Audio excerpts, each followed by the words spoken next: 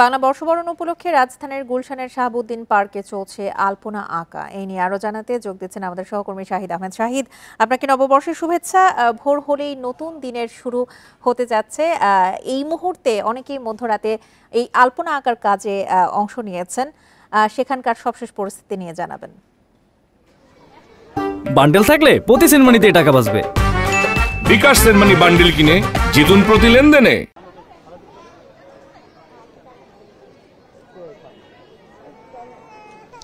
সঞ্চারী, আপনাকেও এবং দর্শকদেরকেও নববর্ষের শুভেচ্ছা। ঠিক এই মুহূর্তে আমি আছি গুলশান 2 নম্বরে শাহাবুদ্দিন পার্ক সংলগ্ন যে রাস্তায় আলপনা আঁকা কর্মসূচি চলছে। আমি যদি সরাসরি একটু দর্শকদেরকে দেখাতে চাই, এটা রাত 10টা থেকে এই আলপনা আঁকার যে কার্যক্রমটা সেটা শুরু হয়েছে শাহাবুদ্দিন পার্ক সংলগ্ন রাস্তায় এবং গুলশান 2 নম্বর গোল চত্বর পর্যন্ত এই আলপনা আঁকার কার্যক্রমটা চলমান থাকবে এবং গোলচত্বর আগে যে মূল যে রাস্তা প্রধান সড়ক গুলশান এভিনিউ সেটাও কিন্তু আলপনা দিয়ে অলঙ্কৃত করে দেওয়া হবে।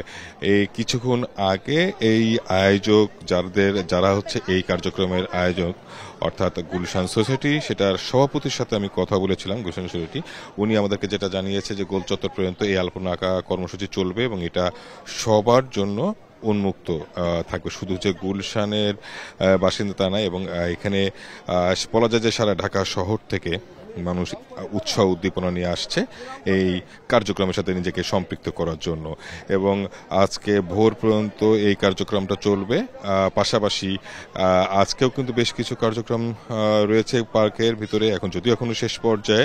আগামীকালকে কিন্তু বেশ কিছু শিল্পীর গান হবে, পালা গান সহ বাংলা ঐতিহ্যর যে সংস্কৃতির যে সব বিষয়গুলো সেগুলো আসলে তুলে ধরা হবে। কারণ তারা যেটা বলছে, ইট কাঠের যে নগরবাসী কিন্তু আসলে বাংলা, বিশেষ করে নতুন প্রজন্ম বাংলার ঐতিহ্য আসলে ভুলতে বসেছে, তাদেরকে কিভাবে এই সংস্কৃতির সাথে পরিচয় করে দেওয়া যায় সেটা কিন্তু একটা উপলক্ষ। এবং এখানে যারা আসছে, যারা নগরবাসী, তাদের কয়েকজনের সাথে কথা হয়েছিল বিভিন্ন বয়সের, তারা যেটা বলছে যে আসলে যারা আয়োজক সহ তাদের কাছে একটা প্রত্যাশা যাতে আগামীতেও এই কার্যক্রমটা অব্যাহত থাকে, যাতে নতুন প্রজন্ম আসলে বাঙালির সংস্কৃতির সাথে ভালোভাবে পরিচয় করিয়ে দেওয়া যায়। আরেকটি বিষয়, শুধু যে গুলশানে রয়েছে বিষয়টা না, এর পাশে বনানীতেও কিন্তু এই আলপনা আঁকার কার্যক্রম চলছে, সেটাও কিন্তু ভোর রাত পর্যন্ত চলবে। নগরবাসীর পাশাপাশি বেশ কিছু বিদেশিরাও এই কার্যক্রমে সম্পৃক্ত হয়েছে। তারা বলা যায় যে আসলে একটি উৎসাহ নিয়ে তারা এখানে আসছে, ছবি তুলছে বা এই নগরবাসীর সাথে তারা মিশে যাচ্ছে এবং তারাও কিন্তু রং তুলি হাতে কিন্তু এখানে রঙের আঁচড় দিয়েছে, অনেকটা উচ্ছ্বাস নিয়ে এই কার্যক্রমের সাথে নিজেকে সম্পৃক্ত করতে পারে। তবে এই কার্যক্রমে আসলে শিশুদের কিন্তু আলাদাভাবে একটা নজর কাড়ছে।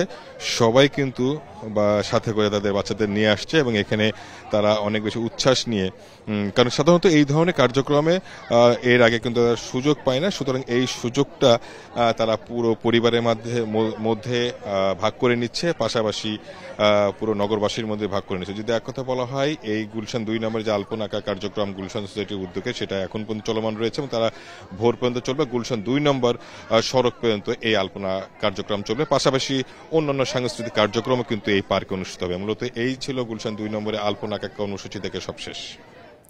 রাজধানীর গুলশানের শাহাবুদ্দিন পার্কে আলপনা আঁকা কার্যক্রম চলমান রয়েছে, সে নিয়ে বিস্তারিত জানাচ্ছিলেন আমাদের সহকর্মী শাহিদ আহমেদ।